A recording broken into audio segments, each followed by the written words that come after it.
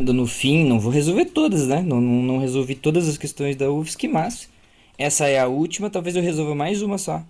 Aí já é a vez de vocês já. Eu vou talvez dar uma olhada na prova de 2023 daí, tá? Então vamos lá, exercício de número 40. Exercício de número 40. A criação da tabela periódica dos elementos, data de meados. Aí fui eu que ensinei vocês tabela periódica. Meados do século XIX foi iniciada pelo Mendeleev.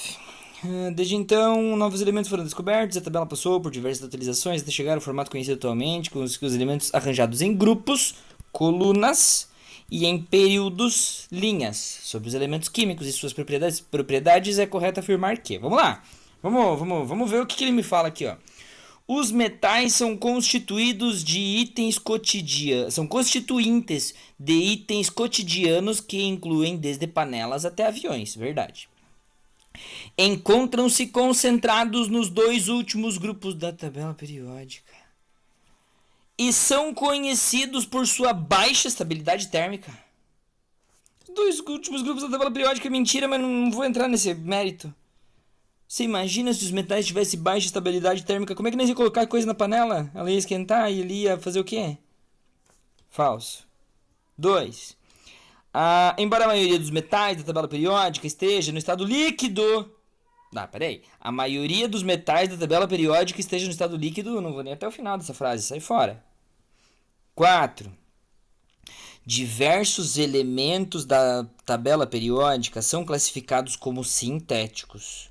Ou seja, não são encontrados na natureza, mas podem ser produzidos por reações nucleares em laboratório. Verdadeiro, é isso mesmo.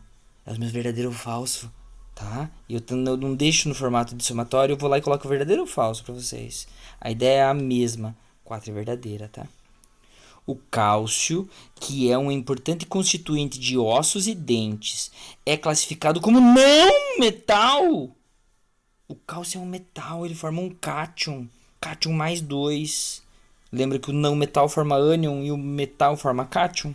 Cátion é um metal mais 2. Não vou nem ler, não vou nem até o final.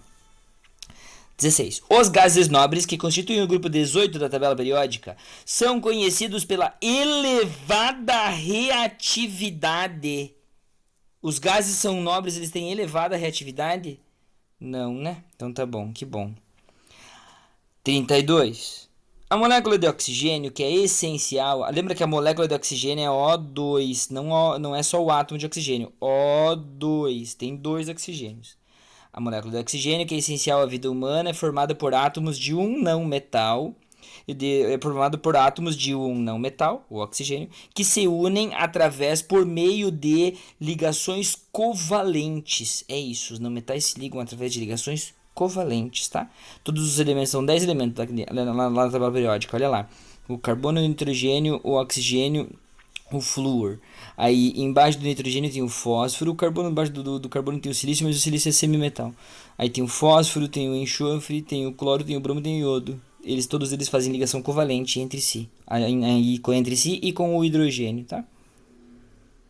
A distribuição em grupos em grupos dos elementos. A distribuição em grupos na vertical. A distribuição em grupos dos elementos da tabela periódica é feita com base na semelhança do estado físico, talvez, e na ordem crescente de número de massa, número atômico. Qualquer organização que seja feita em ordem crescente na tabela periódica em relação à quantidade de partículas subatômicas é sempre feita através do número atômico, que é o número de prótons que a gente tem no átomo. As verdadeiras, 32 e 4, 36. Tchau, um abraço.